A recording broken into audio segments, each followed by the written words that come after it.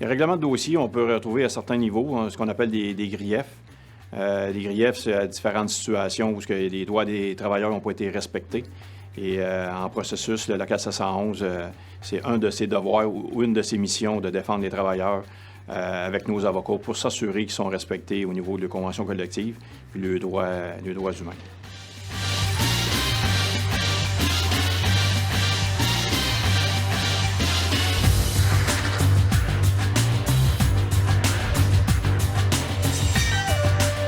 Oui, on était tout simplement seulement 2 gars, Abbé James, isolés sur un chantier. On a essayé de lever une poutre un peu trop haute, puis le dos a lâché. Avec 3 fractures plus un disque qui est éclaté. Ça fait que j'ai beaucoup de choses que je ne peux plus faire. C'est plus la même vie depuis cette date-là. Moi, en 2010, j'ai fait une chute de 25 pieds d'une culée de pont. En train d'attacher une tâche bien simple, attacher le dessus de la culée, attacher avec ma chaîne. Puis, j'avais pas vérifié, mon crochet n'avait pas clenché. En faisant une petite manœuvre, tout a sorti de la route. J'ai droppé de 25 pieds pour tomber sur le côté, dans le sable. Puis, heureusement, aucune blessure, j'ai perdu le souffle, that's it. Mais de là, l'important, j'avais pas vérifié mes choses comme il faut avant de monter, tout le temps sûr. La répétition, puis il a arrivé ça. Vous avez de la difficulté à te déplacer, là? Oui, j'avais de la difficulté à me déplacer. J'avais des hernies discales. Il a fallu qu'il y ait des piqûres dans le dos. Lorsque survient un accident lié au travail, si minime soit-il, vous devez d'en aviser aussitôt que possible votre supérieur immédiat ou, à défaut, un représentant de l'employeur sur le chantier. Cette obligation légale est votre responsabilité. C'est important de déclarer cet événement, et ce, dès qu'il survient. Quelqu'un qui se blesse, dans le fond, quelqu'un qui a un accident de travail ou quelqu'un qui serait atteint d'une maladie professionnelle, il faut nous contacter le plus rapidement possible parce que c'est un service auquel vous avez droit. C'est un service qui est gratuit, qui est confidentiel, et puis le but, c'est de vous accompagner le mieux possible. L'employeur doit inscrire le fait accidentel dont vous êtes victime dans un registre que vous signez afin de confirmer. Vous avez le droit d'en obtenir une copie. L'employeur, si nécessaire, fournit les premiers soins.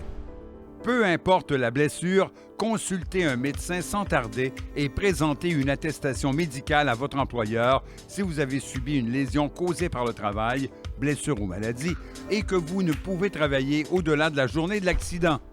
Vous avez le choix de l'établissement de santé ainsi que du médecin. Il est important de conserver tous vos reçus originaux. Remplissez le formulaire réclamation du travailleur si vous devez vous absenter du travail plus de 14 jours et ou si vous avez des frais médicaux à vous faire rembourser. Voici des exemples de frais remboursables. Ordonnance médicale, donc les médicaments, traitements de chiro, de physio, prothèses et orthèses, et frais de séjour et de déplacement, comme les repas, les stationnements, les frais de taxi, le gaz à 13 cents du kilomètre et l'hébergement. Pour de plus amples informations sur les frais admissibles, référez-vous au formulaire « Demande de remboursement de frais ». Si vous êtes en désaccord avec une décision de la CNESST, vous avez 30 jours pour contester. Ce délai doit être respecté. N'hésitez pas à communiquer avec nous si vous avez des questions. De plus, il est important de remplir le formulaire crédit d'heures de la CCQ lorsque vous recevez des indemnités de la CNESST. Si ce crédit vous est accordé, vous pourrez ainsi maintenir votre protection d'assurance avec la Médic Construction.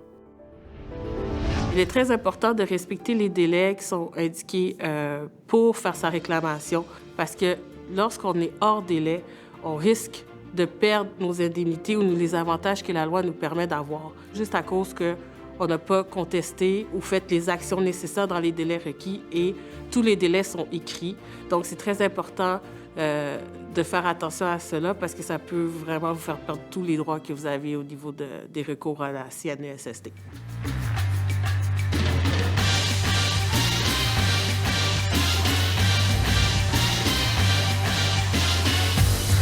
Le local nous a aidés, nous a coachés à travers tout ça, nous a protégés des employeurs qui étaient moins que gentils avec nous. En fait, on se faisait taire sur des chantiers où il y avait des problèmes de CSST graves.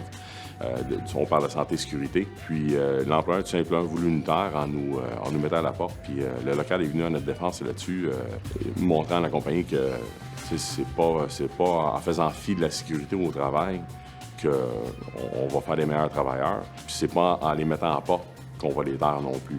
Si tu as des troubles ou n'importe quoi, tu as besoin d'un avis juridique ou quoi que ce soit, tu n'es pas pogné pour payer un avocat de tes poches, rien, parce que tu es bien représenté. On travaille tout en collaboration, que ce soit le service juridique avec les agents d'affaires et les gérants d'affaires. S'il y a une problématique, on va pouvoir ensemble en parler, en discuter. Et c'est vraiment bien ficelé, là.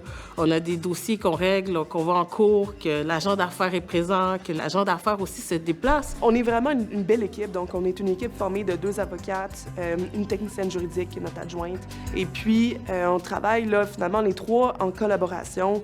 On essaie d'accompagner le membre vraiment le mieux possible, là, du début à la fin de son dossier. Puis, on a vraiment à cœur ce qu'on fait. C'est le côté des contracteurs. On a toujours de la misère avec, là. On va se battre toujours contre ceux-là jusqu'à temps qu'ils deviennent des gros contracteurs puis qu'ils apprennent les lois. Et encore une fois, l'avocat de mon local syndical et mes représentants syndicaux ont fait en sorte que j'ai aussi gagné ce grief-là. Ce que je fais dans ma pratique, ça va aller de simplement conseiller des membres, parfois qui vont m'appeler pour me poser une petite question, plusieurs questions, jusqu'à les représenter finalement devant le tribunal administratif du travail ou la CNESST lorsqu'il y a des contestations dans un dossier. À travers tout ce spectre-là, je vais parfois accompagner des membres à des rencontres à la CNESST avec leurs agents. Je vais les rencontrer évidemment à mon bureau pour les conseiller sur ce qui se passe dans leur dossier et puis qu'on adopte une stratégie pour s'assurer que le dossier se finalise le mieux possible là, pour notre membre. Donc, les agents sont présents, ils sont au courant du dossier, ils savent qu'est-ce qui se passe. Donc, c'est un excellent travail d'équipe. Puis c'est ce qui nous permet, nous, de mieux travailler dans nos dossiers parce qu'il y a l'aspect juridique, mais il y a l'aspect aussi humain du métier. Puis ensemble, on fait toute la différence. La morale de tout ça, je pense, c'est de savoir que le 711 est derrière nous, qu'on est une belle communauté, qu'on travaille tous dans le même sens, puis que c'est très rare qu'on puisse voir des mouvements d'aussi grande ampleur au Québec, je crois. Avec le 711 puis l'Inter, c'est une grande force. Les services juridiques du local 711, des suivis de dossiers professionnels et gratuits, avec comme seul objectif de protéger et servir les membres du local 711.